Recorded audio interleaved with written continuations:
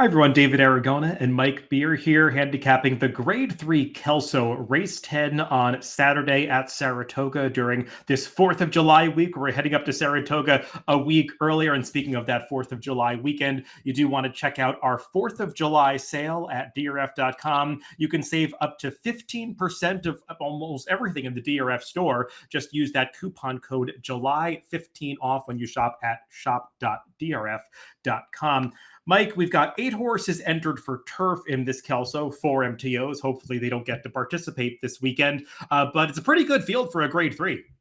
It's a good race. There's so much going on in here, David. I think you can make cases for a lot of different horses, first of all, and that's the most important thing. But then you just have, you got horses stretching out. You got horses trying to rebound maybe off of some disappointing performances.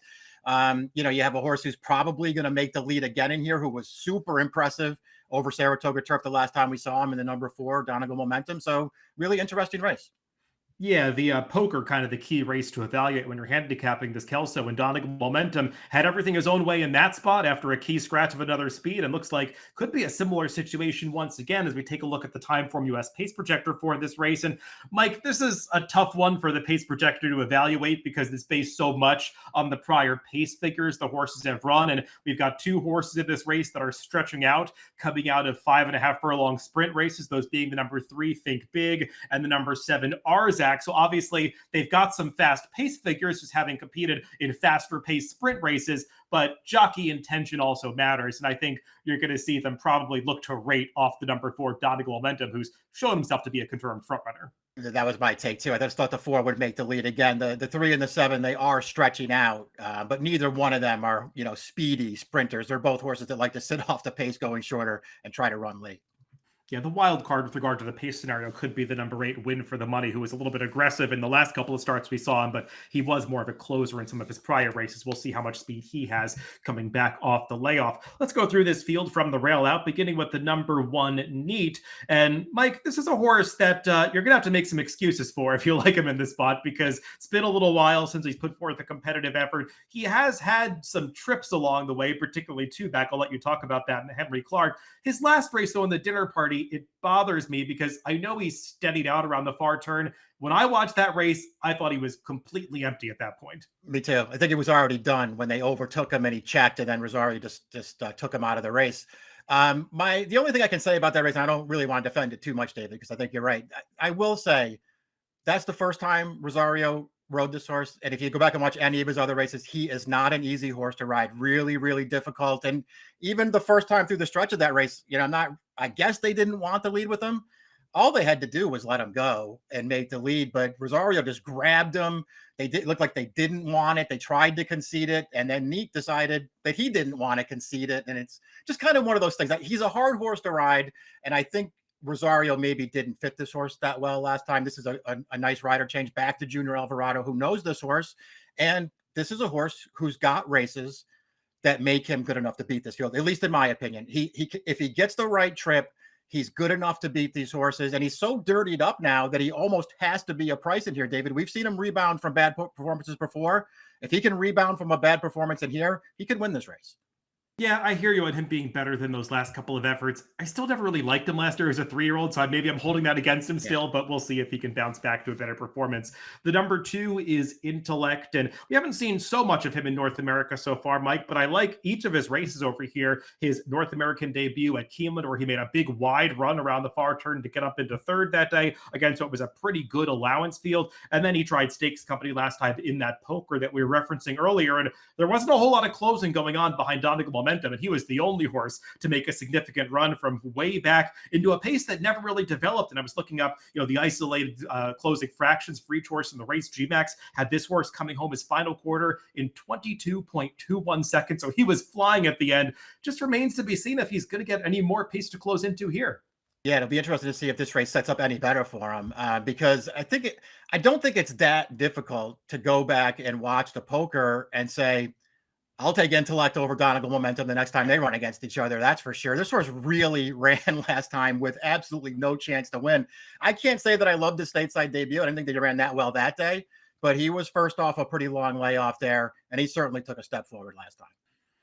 One of the toughest calls in this race is the number 3, Think Big, who showed a lot of talent earlier this season when he got on the turf, but all in one-turn sprint races. He really turned into a 5.5 furlong specialist, winning stakes races like the Shakertown and the Turf Sprint on Kentucky Derby week. And he tried a grade 1 in the Jaipur last time when he came to Saratoga, Mike. And I know he broke slowly, and he put him out of position early. It was still a disappointing performance. He never really launched a run through the stretch, but that was a race that was mostly dominated towards the front end. There wasn't a whole lot of closing going on in that race, period. And the winner, AG Bullet, is a very nice turf sprinter when she's on her game. Now they're making an interesting move to stretch him out around 2 turns, something he's never done on the turf. But he has gone longer distances on the dirt before, and some of those performances do give you a little bit of confidence that the mile might be within his scope. Yeah, it's going to be interesting to see how he handles it, because I think when you look at him on paper, you know that he's talented enough to win this race if the mile's not an issue for him. And I like some of his races so much, David, that I really want to stay positive on him in here. I think he has plenty of excuses for the Jaipur last time. I'm kind of with you that I would have liked to see him maybe run a little bit more through the stretch, but to me, he just never had any real chance in there. So I'm going to be a little lenient there. I like every one of his other turf starts. And I also I don't know what the forecast is. There are a bunch of MTOs in this race, so maybe they're expecting rain. But the other thing that I really like about him is he's got one start over firm turf. And I think it's the best race he's ever run.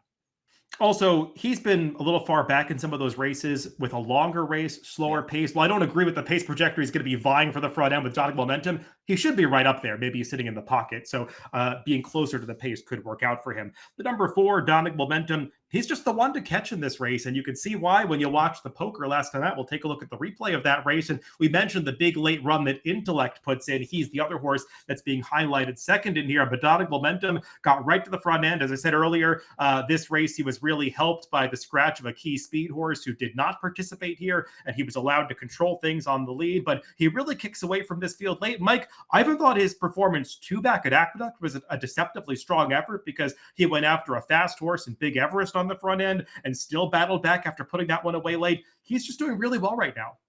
Yeah, I'm going to try not to knock his last 2 races too much. I mean, I don't know. I didn't think, I know that maybe it looks on paper like he's really moved forward.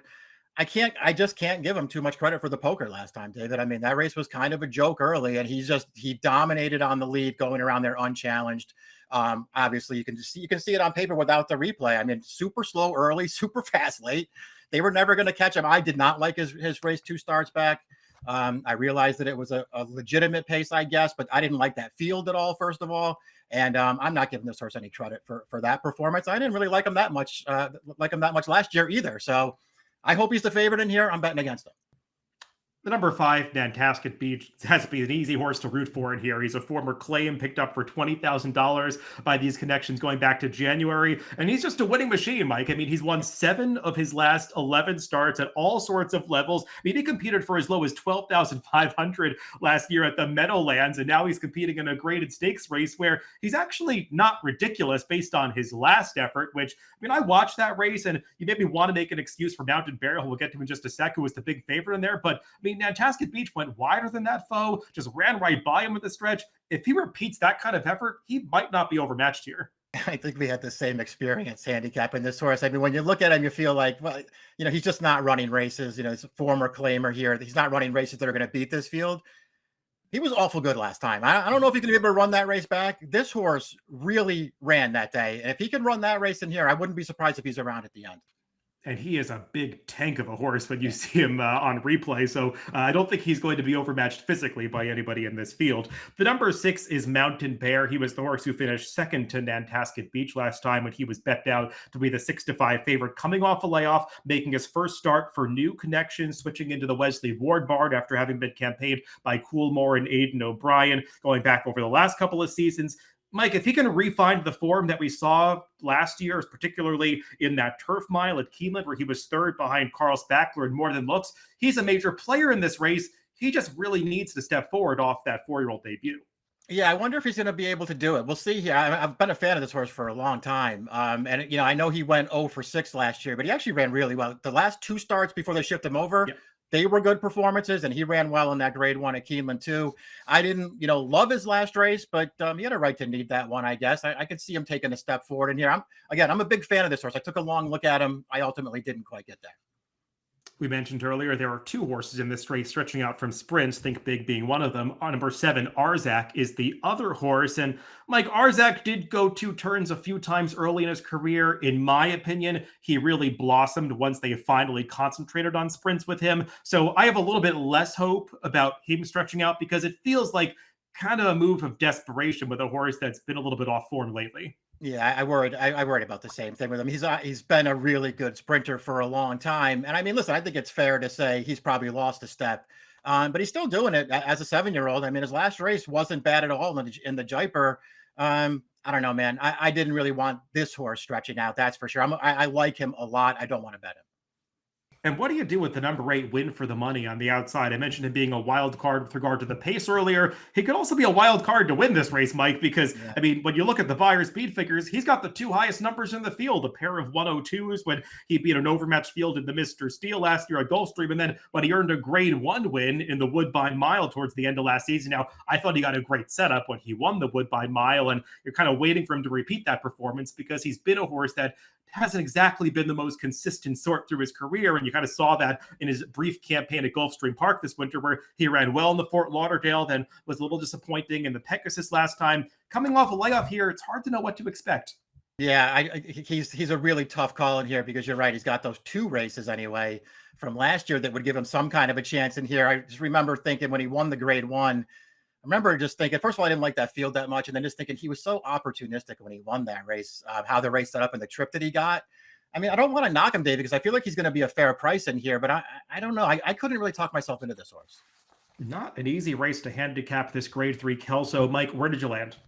I'm going to try neat in this race from the rail. I'm just going to hope he gets a better trip in here because I think he's going to get totally overlooked now because he looks so bad on paper. And I do think that this horse can still run, at least based on his effort 2 starts back. So I'm going to take him at a price in here. I thought the Chad horse is sort of the easy one to go to out of his poker last time, but he's going to get bet in this race.